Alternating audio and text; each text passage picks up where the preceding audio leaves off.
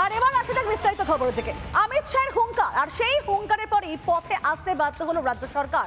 কারণ যে কাঁটা তারে দীর্ঘদিনের একটা অনীহা ছিল জমি দিতে, সেখানে কিন্তু বলা যায় যে সেই জট কাটলো এবং জমি দিতে এবার রাজি হয়েছে মমতা বন্দ্যোপাধ্যায়ের সরকার।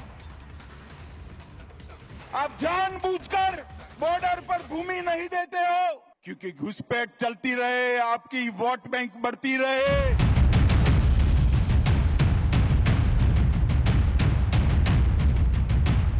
অবৈধ বাংলাদেশি অনুপ্রবেশকারীদের ভিড় জমছে বাংলায়।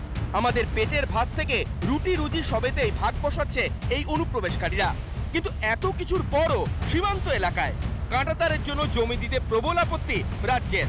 অবশেষে হুঁশ ফিরল রাজ্যের। সীমান্ত সুরক্ষা জোরদার করতে রবিবার রাজ্য প্রশাসনের শীর্ষ কর্তাদের সঙ্গে বৈঠক করেন কেন্দ্রীয় স্বরাষ্ট্র সচিব গোবিন্দ মোহন।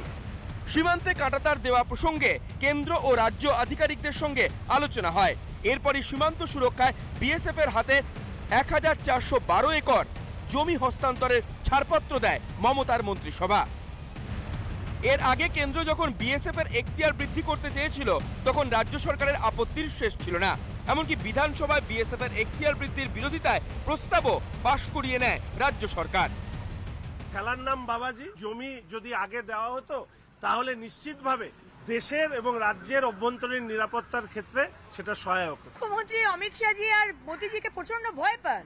এতদিন ধরে কানে কিলিয়ে কিলিয়ে আমরা বলেছি জমি দিন, প্রায় 400 কিলোমিটার ফেন্সিং হয়নি, খালি পড়ে রয়েছে। তো অমিত শাহজির ভয়ে যে উনি জমিটা কিছুটা দিতে শুরু করেছেন।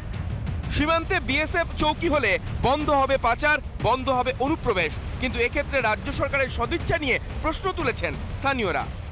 যে জাতীয় সুরক্ষার স্বার্থে, দেশের স্বার্থে, রাষ্ট্রের স্বার্থে আমরা কেন্দ্র সরকারের সঙ্গে আছি, যাতে এখানকার অনুপ্রবেশকারী বন্ধ হয়, যাতে এখানকার ভারতের সম্পদ লুট না করা হয়, যাতে পশ্চিমবঙ্গ থ্রো সারা ভারতবর্ষের ডেমোগ্রাফি চেঞ্জ না হয়।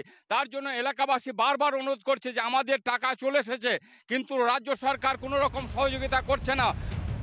অনুপ্রবেশে নাজেহাল স্থানীয়রা, অথচ এতদিন কানে ঢোকেনি রাজ্য সরকারের। কথায় বলে বেটার লেট দ্যান নেভার। কেন্দ্রীয় স্বরাষ্ট্রমন্ত্রী অমিত শাহের ধমক খেয়ে শেষ পর্যন্ত জমি দিতে বাধ্য হলো মমতা বন্দ্যোপাধ্যায়ের সরকার। রিপাবলিক বাংলা। নানা ধরনের কন্টেন্ট দেখার জন্য লাইক করুন, শেয়ার করুন আমাদের ফেসবুক পেজ, সাবস্ক্রাইব করুন আমাদের ইউটিউব চ্যানেল। পাশাপাশি অন্যান্য ব্রেকিং নিউজের জন্য অবশ্যই চোখ রাখুন রিপাবলিক বাংলায়।